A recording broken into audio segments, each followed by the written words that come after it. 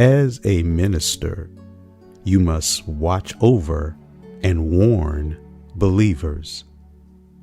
Hebrews, the 13th chapter and the 17th verse says, "Obey them that have rule over you, and submit yourselves, for they watch for your souls, as they must give an account, that they may do it with joy and not with grief, for that is unprofitable for you."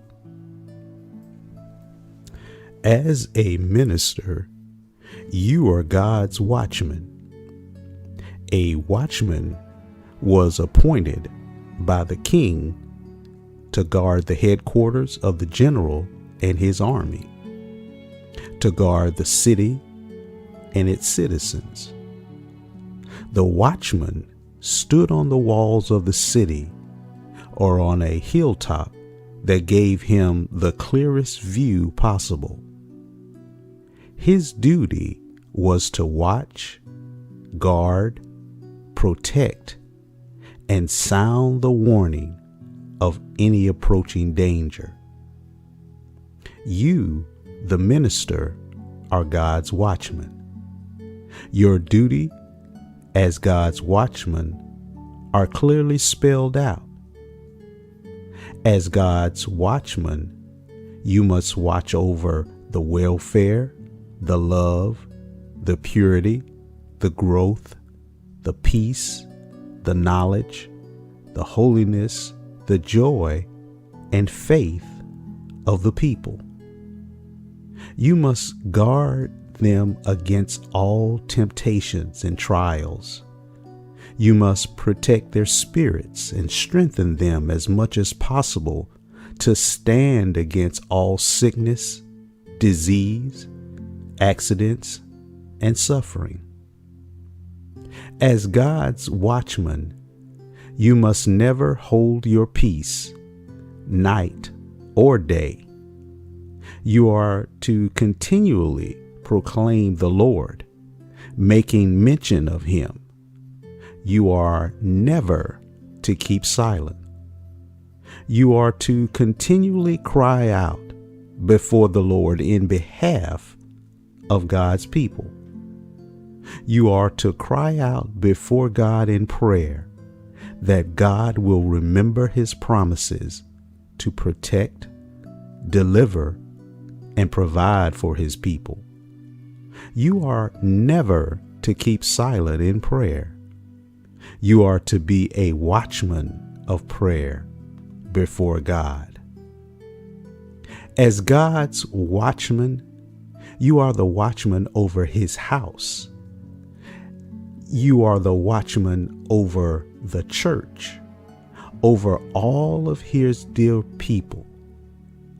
As the watchman over his house, your duties are twofold: to hear the word of God that has come from God's very own heart and mouth, as in the word of God. You are also to warn people of coming attacks and judgments. As God's watchman, you must blow the trumpet of warning. You must warn the people about the sword of coming temptations, of trials, of death, of judgment, and doom. Now, what happens if you warn the people? You, a minister, are counted faithful by God, and your soul is delivered from death, from any accountability. The wicked have the chance to be saved and delivered from death. But if you do not warn the people, then these things will happen. The wicked shall die in their sin, and you will be held accountable for the death of the wicked, that you yourself will be condemned to death. Therefore, the point is very clear. You are God's watchman. You are to watch and proclaim the word of God, to warn of coming temptation, trial, death, judgment, and doom.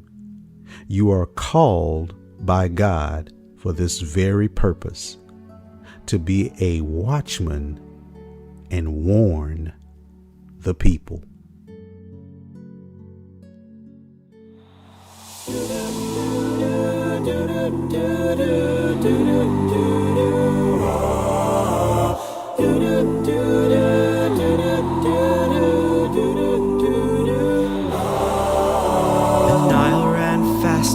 Desert that night, but the water, it was red. The kingdom was full of locusts, with frogs jumping in their beds. The Jews were slaving, building Ramses and Pito.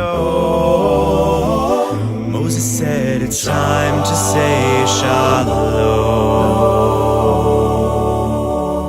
Pharaoh said no, don't set them free. He was a bad guy who brought us misery. But God's strong hand began to show. And thus said Moses, let him go, let him go, or I'll plague Egypt some more. Let him go, Pharaoh, say the word and we're out the door.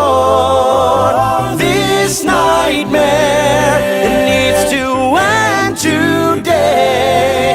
Let our tribe march on. We won't let the water stand in our way. Do you want some afikomen? It's just unleavened bread. Those 4 questions that I asked before, I have one more. Can I have cake instead? We once were slaves in Egypt, and now we're not. So that's why we don't eat right.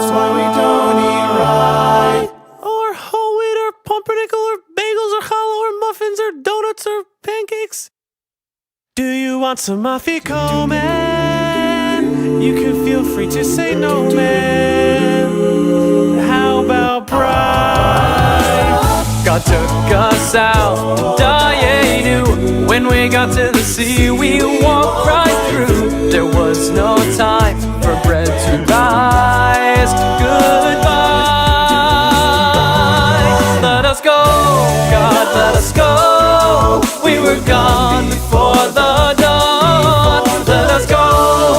Pharaoh changed his mind, but we were gone. Here we stand on this holiday.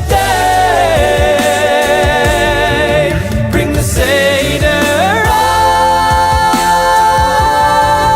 Our freedom endures to this very day.